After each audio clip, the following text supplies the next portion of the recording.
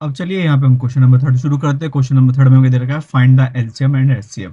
हमें क्या फाइंड करना है यहाँ पे? एलसीएम और एचसीएफ फाइंड करना है of the following integer by applying the prime factorisation method. अब हमारे पास प्राइम फैक्टराइजेशन मेथड क्या होता है, आपको क्या करना है यहाँ पे 12, 15 और 20, इनका अलग अलग आप फैक्टर कर दो, फिर जो कॉमन है वो एचसीएफ हो जाएगा। कॉमन के बाद भी जो अगेन है कहते रिपीट हो रहे हैं उन्हें मल्टीप्लाई कर दो, वो हमारे पास क्या हो जाएगा? एलसीएम हो जाएगा, जैसे हमने अभी प्रीवियस क्वेश्चन में किया भी था। तो यहाँ पे देखिए जैसे हमारे पास फर्स्ट क्वेश्चन है, फर्स्ट क्वेश्चन में क्या दे रखा है? और 12, 15, तो पहले 12 का फैक्टर, साथ में किसका फैक्टर हमारे पास? 15 का फैक्टर, एंड देन 21 का फैक्टर। 2 6 ज़ा 12, 2 3 ज़ा 6 और 3 1 ज़ा 3। वहीं पे हमारे पास नेक्स्ट है 15, 15 का हमारे पास फैक्टर 3 5 ज़ा 15 एंड 5 1 ज़ा 5। नेक्स्ट हमारे पास ये 3 7 ज़ा 21 और 7 1 ज़ा 7। तो हमारे पास अगर हम 12 को देखें तो 12 का हमारे पास क्या है? 2 इंटू 2 इंटू 3। वहीं पे 15 हमारे पास, 15 का फैक्टर हमारे पास क्या जाएगा? 3 इंटू 5। वहीं पे हमारे पास फिर क्या है? 21, 21 का फैक्टर क्या है? 3 इंटू 7। हमें क्या निकालना था? फाइंड आउट करना था यहाँ पे, एक तो निकालना है हमें एच सी एफ और एक निकालना है हमें एल सी एम। तो यहाँ पे देखते हैं हमारे पास सबसे पहले एच सी एफ की अगर मैं बात करूँ यहाँ पे, तो कॉमन देखो ये 3 3 और 3, तीनों में हमारे पास जो कॉमन है वो 3 है, तो हमारे पास जो एच सी एफ निकल के आया वो कितना है यहाँ पे हमारे पास? 3। वहीं पे अगर मैं मेरे पास मुझे एलसीएम निकालना है तो पहले जो कॉमन है मैं उसे वो लिखूंगा। नेक्स्ट हमारे पास क्या है? 2 इंटू 2 इंटू 5 इंटू 7। तो हमारे पास 3 2 ज़ा 6, 6 2 ज़ा 12, 12 5 ज़ा 60 और 60 67 ज़ा 420। ये हमारे पास क्या निकल गया फर्स्ट वाले का आंसर। नेक्स्ट हमारे पास क्या है? सेकंड। हमें फैक्टर किसका निकालना है यहाँ पे? 17। दूसरा हमारे पास कितना? 23। एंड तीसरा 29। देखा जाए तो यहाँ पे सारे के सारे क्या है यहाँ पे? 17 1 ज़ा 17, 23 1 ज़ा 23 और 29 1 ज़ा 29। ऐसा क्यों किया? क्योंकि तीनों क्या है हमारे पास? Prime number. और प्राइम नंबर जो डिविजिबल होते हैं वो कहते हैं अपने खुद नंबर से, कहते हैं सेम नंबर से डिविजिबल होते हैं। तो यहीं पे अगर मैं देखूं मेरे पास, देखा जाए तो एच सी एफ। अब बच्चे कहेंगे एच सी एफ तो कुछ भी नहीं है। ऐसा नहीं होता, अगर कहीं भी हमारे पास जो highest common factor always one exist करता है। वहीं पे हमारे पास आता है एल सी एम। एलसीएम क्या होगा हमारे पास यहाँ पे?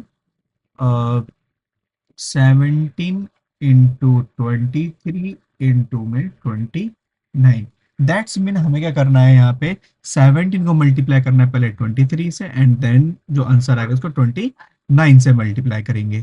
तो हमारे पास क्या है? 17 23, 3 7 ज़ा 21, 3 1 ज़ा 3 और 2 हमारे पास कितना हो जाएगा? 5। 2 7 ज़ा 14, 1 कैरी है हमारे पास अभी भी, और 2 1 ज़ा 2 और हमारे पास कितना हो जाएगा? ये 3। ये आया हमारे पास 193। इसके बाद हमें मल्टीप्लाई करनी है इसकी 29 की। तो 9 1 ज़ा 9, 9 9 ज़ा 81, 9 3 ज़ा 27 और 27 और हमारे पास 8 कितना हो गया? 35। 2 1 ज़ा 2, 2 9 ज़ा 18 और 2 3 ज़ा 6 और 1 7। 9 2 और 1 हमारे पास 3 8 और ये हमारे पास 13 का कैरी हमारे पास 7 3 और 10 और 1 11। तो हमारे पास इसका एलसीएम कितना आया? 11 3 3 9। इस तरह से हमने इसके भी फाइंड किया कर लिया एचसीएफ और एलसीएम। नेक्स्ट है हमारे पास इसी में ही थर्ड वाला करते हैं क्वेश्चन। थर्ड वाले में हमारे पास है, एक तो है 8, सेकंड है 9 और नेक्स्ट है 25। 2 4 ज़ा 8, टू टू ज़ा 4 और 2 1 ज़ा 2, 3 3 ज़ा 9, 3 1 ज़ा 3, 5 7 5 5 ज़ा 25, 5 1 ज़ा 5। अगर हम यहाँ पे देखें 8, 8 का फैक्टर हमारे पास कितना आया, 2 इंटू 2 इंटू 2।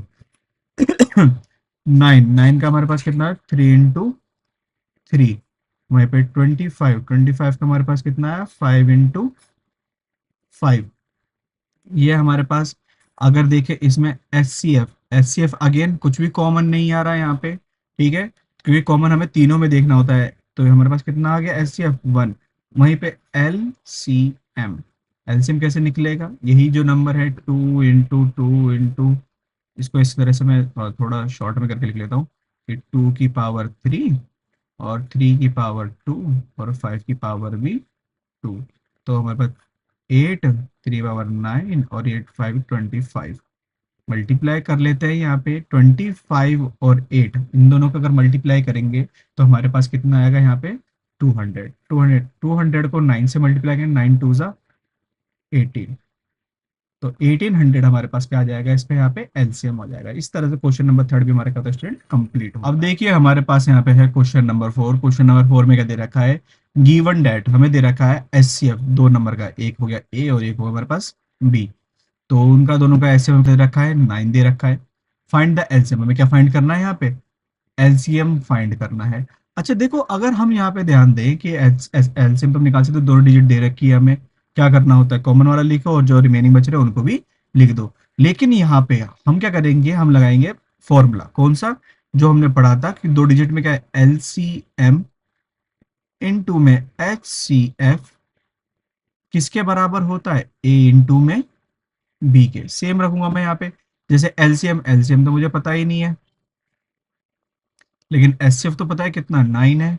ए की वैल्यू कितनी है हमारे पास, 306। और वहीं पे हमारे पास 657 बी की वैल्यू है। तो L C M equals to 306 into में 657 मल्टीप्लाई, और यहाँ पे हमारे पास 9 मल्टीप्लाई में था तो यहाँ पे ले आएंगे डिवाइड में। अब हमें क्या करना है, हम डिवाइड करेंगे, कहते हैं 9 से इस वाली डिजिट को, थोड़ी बड़ी डिजिट है इसे डिवाइड करेंगे। 9 वन ज़ा 9, और वहीं पे हम इसे करेंगे 9, 9 7 ज़ा 63 और 9 3 ज़ा 27। तो हमारे पास एल सी एम किसके बराबर आया, 306 मल्टीप्लाई बाय 73। हमें सिंपल क्या करना है, जो 306 है उसकी मल्टीप्लाई करनी है 73 से।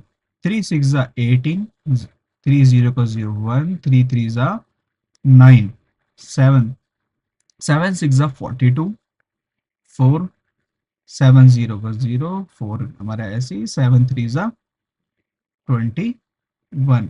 तो हमारे पास कितना आ गया यहाँ पे, 8 3 13 कैरी 2 2। तो हमारे पास जो स्टूडेंट्स यहाँ पे क्या आ गया, एलसीएम वो कितना है, 22,800 और तो 338। ये हमारे पास एलसीएम आ गया, वो भी विदाउट फैक्टराइजेशन करे। इस तरह से क्वेश्चन नंबर 4 भी हमारा क्या होता है स्टूडेंट, कंप्लीट।